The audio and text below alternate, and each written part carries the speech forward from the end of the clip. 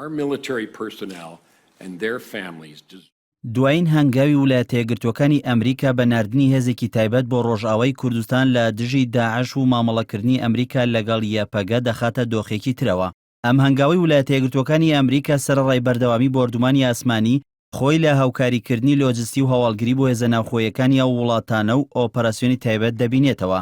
هەرچەندە ئیدارەی ئەمریکا ئاماژەی بەوە کردووە هیچ گۆڕانێک بەسەر ستراتیژی وڵاتەکەی دژی داعشدا نەهاتووە، بەڵام بەشێک لە شیکەرەوان پێیان وایە ناردنیا و هێزە بۆ سەرخاکی سووریا گۆڕانە لە ستراتیژی ئیداری ئۆباما و پێش دەچێت لێکەوتەی زۆر بەدوای خۆیدا بهێنێت.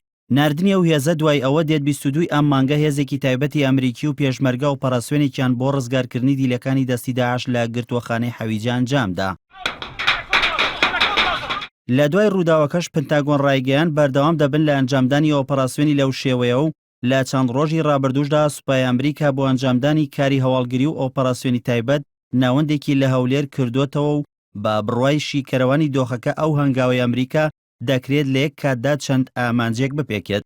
یەکەم ئەمریکا بەو هەنگاوەی شەڕی دژی داعش قۆناغێک دەباتە پێشەوە و نایەوێت تەنها لە ڕێی هێزی ئاسمانیەوە شەڕی ئەو ڕێکخراوە بکات کە بەشێک لە چاودێران پیان وایە تا ئێستا نەیتوانیوە وەک پێویست ئامانجەکانی بپێکێت.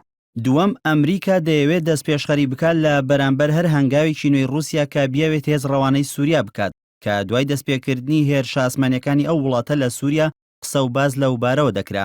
سێەم ئامانجی ئەمریکا لەو هەنگاوەی ئەوەیە پاڵپشتی شەڕەفانانی یەپەگە بکات لە شەڕی دژی داعش کە لە ئێستادا تاکە هێزی مەیدانین لە سووریا کە ئەتوانن ڕوبەڕووی داعش ببنەوە.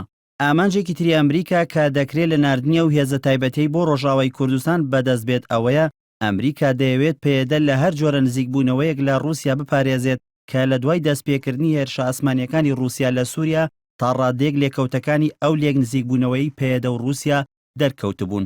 لە لایەکی ترەوە دەکرێت ئەمریکا دەرگا لە بەردەم هەر جۆرە هەنگاوێکی تورکیا بۆ هێرشکردنە سەر ڕۆژاوای کوردستان بگرێت کە لە هەفتەی ڕابردوو ئەردۆغان دوو جار هەڕەشەی لە یەپەگە کردبوو چەند جارێکیش بۆردومانی شەڕەفانیانان کردبوو.